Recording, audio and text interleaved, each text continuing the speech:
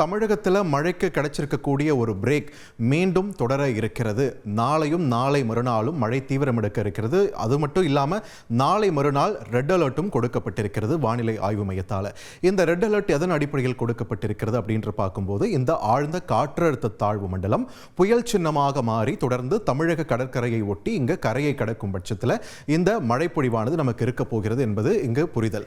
இந்த நிலையில் தற்பொழுது வெளியிட்டிருக்கக்கூடிய தகவல் வானிலை ஆய்வு மையம் தரப்பிலிருந்து அப்படின்னு என்ன தகவல் வெளியிட்டிருக்காங்க, இந்த ஆழ்ந்த காற்றழுத்த தாழ்வு மண்டலத்துடைய பாதை இது சம்பந்தமான தகவல் தான் வெளியாகி இருக்கிறது. அந்த வகையில் பார்த்தீங்கன்னா 28ஆம் தேதி ஆழ்ந்த காற்றழுத்த தாழ்வு மண்டலமாக இருக்கக்கூடிய நிலையில் நண்பகல் நேரத்தில் இது வெறும் புயல் சின்னமாக மாற வாய்ப்பிருக்கிறது. அதனைத் தொடர்ந்து 28, 29 ஆகிய நாட்களில் தொடர்ந்து இது வடமேற்கு திசையில் நகர்ந்து தமிழகத்தின் கடற்கரையை, தமிழக புதுச்சேரி கடற்கரையை நெருங்க இருக்கிறது. அப்படி நெருங்க இருக்கக்கூடிய பட்சத்தில் இது தன்னுடைய வலுவிழக்க இருக்கிறது.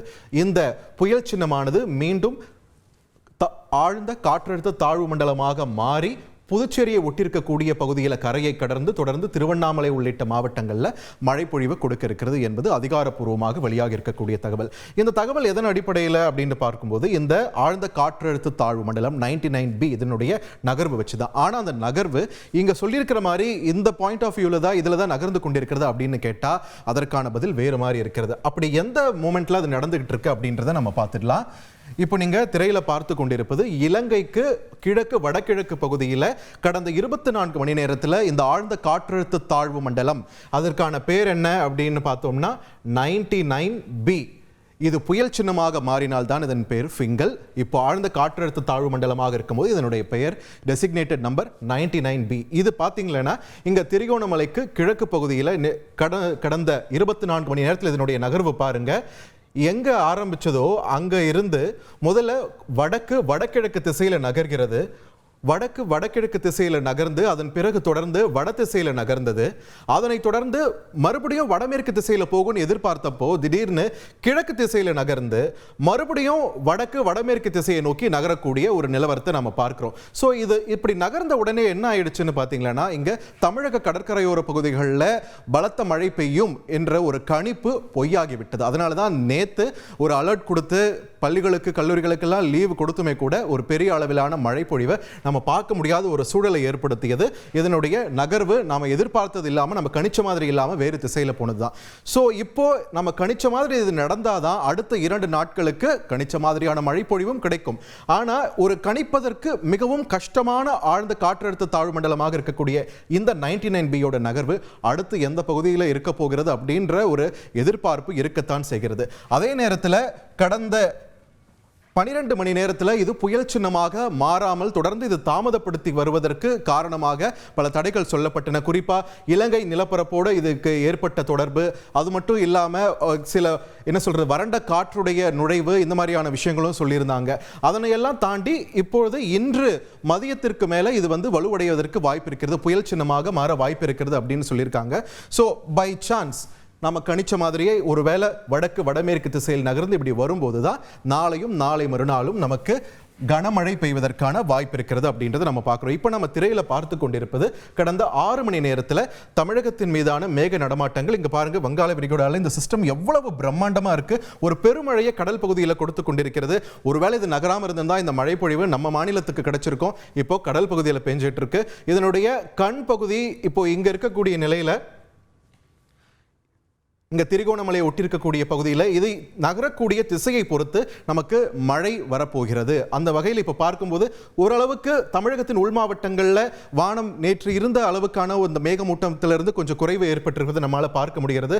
அதே நேரத்தில் கடலோர மாவட்டங்கள் தொடர்ந்து அந்த மேகமூட்டம் நிலவுவதையும் நம்மளால பார்க்க முடிகிறது. ஸோ இன்னைக்கு மழை பெய்வதற்கு வாய்ப்பு இருக்கக்கூடிய பகுதிகளாக தெற்கு ஆந்திராவின் நெல்லூர் மாவட்டத்தில் தொடங்கியே அப்படியே கீழே சென்னை, காஞ்சிபுரம், செங்கல்பட்டு, பாண்டிச்சேரி, அப்படியே கீழே வந்தோம்னா கடலூர், மயிலாடுதுறை, கீழே நாகப்பட்டினம், இங்க ராமநாதபுரம் மாவட்டம் இருக்குமே இந்த கடலோர பகுதிகள் எல்லாத்திலையுமே மிதமான அளவில் இன்று மழை பொழிய வாய்ப்பு இருக்கிறது. சில இடங்களில் கனமழை பெய்யவும் வாய்ப்பு இருக்கிறது. இந்த நிலவரம் நாளை எதிர்பார்த்தபடி இது பாதை மாற்றி இந்த 99B இது புயல் சின்னமாக மாறி நம்ம எதிர்பார்த்த பாதையில் நடக்கும் போது என்ன நடக்கும்? மழை பொழிவு நமக்கு கிடைக்கும். இப்போதைய நிலவரத்தை நம்ம பார்க்க இருக்கிறோம். தற்போதைய நிலவரத்தை பொறுத்த வரைக்கும் பார்த்தீங்கன்னா அந்த மழை மேகங்கள் இருக்கு, ஆனால் அது ரெயின் பேண்டா மாறி நமக்கு மழை பொழிவு தருதா அப்படின்னா அங்கதான் ஒரு கேள்விக்குறி வருது. ஸோ அந்த வகையில் இப்போ பாருங்க, ரேடார் இமேஜரியை பார்த்துடலாம். கடற்கரையை ஒட்டிருக்கக்கூடிய இந்த பகுதிகளில் பாருங்க, மழை மேகங்கள் அந்த ரெயின் பேண்ட் இருக்கிறத நம்மளால பார்க்க முடிகிறது. ஆனா இது நகர்ந்து உள்ள வந்தாதான் நமக்கு மழை. அப்படி வரும்போது இங்க டெல்டா மாவட்டங்கள், கடலோர பகுதிகளில் நமக்கு மழை பெய்ய வாய்ப்பு இருக்கிறது. ஆனா இது இந்த ரெயின் பேண்ட் ஃபிசில் ஆகிறதுக்கும் வாய்ப்பு இருக்குன்ற பட்சத்தில் தான் நமக்கு இங்க மழை குறித்தான ஒரு கேள்விக்குறி வலுக்கிறது. ஸோ இந்த நிலவரம் நாளையும் தொடராது என்றுதான் சொல்கிறார்கள். அப்படி பார்க்கும்போது நாளை நிலவரம் எப்படி இருக்கிறது அப்படின்றத நம்ம பார்த்துடலாம். இன்று வியாழக்கிழமை ஏற்கனவே அலர்ட் கொடுத்துட்டாங்க, மிதமான அளவில் மழை பெய்ய வாய்ப்பு இருக்கிறது. சோ வெள்ளிக்கிழமை பாருங்க, சிஸ்டம் கொஞ்சம் நம்ம கணிச்சபடி கொஞ்சம் நகர்கிறது, வடமேற்கு திசையில் நகர்ந்து தமிழக கடற்கரையை நோக்கி வரும்போது இங்க பாருங்க மழையின் தீவிரமும் அதிகரிக்க வாய்ப்பு இருக்கிறது. தெற்கு ஆந்திரா தொடங்கி இங்க தமிழக கடற்கரையோர பகுதிகள், கடலோர பகுதிகள் எல்லாத்திலுமே மழை தீவிரமாக வாய்ப்பு இருக்கக்கூடிய சூழலை நம்மால பார்க்க முடிகிறது. அந்த வகையில் நாளை பிற்பகல் நேரத்திற்கான நிலவரத்தை நம்ம பார்த்து கொண்டிருக்கிறோம். அந்த வகையில் பாருங்க, இங்க மேல ஏற்கனவே சொன்ன மாதிரி நெல்லூர் தொடங்கி இங்க கீழே ராமநாதபுரம் மாவட்டம் வரைக்குமே இந்த ஸ்ட்ரெச் மொத்தமே மழை பெய்ய வாய்ப்பு இருக்கிறது. கனமழை முதல் மிக கனமழை பெய்ய வாய்ப்பு இருக்கக்கூடிய ஒரு பகுதிகளாக பார்க்கிறோம்.